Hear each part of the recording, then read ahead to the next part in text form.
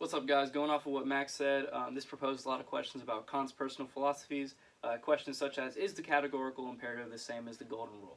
The short answer is no, mainly because the golden rule states that you should treat others as you want to be treated.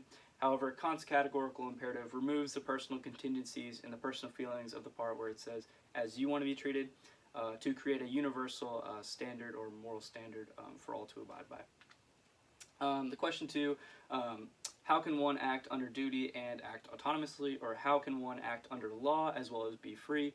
And Kant argues that if humans are the creators or the authors of their laws, which they are subject to, they can therefore be free by virtue of the fact that they are creating the laws they have to abide by. The third question that comes up is, what guarantees that everyone will reach the same moral conclusion or moral standard through the categorical imperative? According to Kant, as rational beings, we should exercise pure practical reasoning to reach the same moral conclusion as every other being, to reach one moral standard based on moral principles.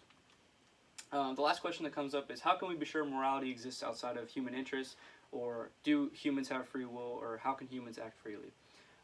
This question, in Kant's point of view, was coming from a biological and natural law perspective, and Kant argues that morality and freedom exist on an intelligible plane and therefore cannot be disproven through natural law or biological law. Kant also takes a strong opposition against casual sex because he believes it degrades human nature and humanity, and by virtue of engaging in this act, humans are dishonoring the nature of each other by using the human body as an instrument of satisfaction and lust. It has been argued that this goes against Kant's views on autonomy and freedom, but he claims that when acting under moral standards, the protection of human dignity and human nature must be a requirement that must be met, and therefore if you are not protecting your humanity, then you are engaging in a moral act that is not permissible, if that makes sense. Kant also takes strong views against lying. He believes that any form of lying would not be morally permissible under the categorical imperative, even things such as small as white lies, because he believes that would be disrespecting any rational being.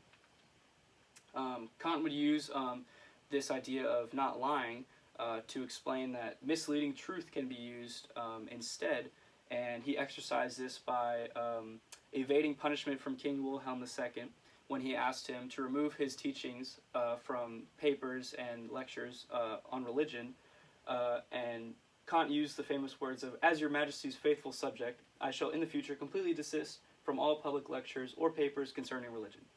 Kant knew that the king would not live much longer and therefore would be absolved of this promise, and when the king passed away, Kant would continue to use his teachings and pass them on by using this misleading truth. And this takes us to the end where, despite Kant never writing any political theory or any essays on political theory, his ethical essays carry valuable information on his views on justice, how he believes that a social contract would be favorable instead of utilitarianism, by virtue of the fact that Kant believes utilitarianism would infringe on individuals' ability to pursue their own ends by creating an empirical system to measure happiness and using utility as a base of justice. Furthermore, Kant explains that the original social contract must be viewed as imaginary because historically it would be difficult to prove the existence of the original social contract. And secondly, morality cannot be solely determined by empirical means, according to Kant. And this idea would carry his beliefs and his philosophy to be undoubtedly a practical reality. And yeah, that is it.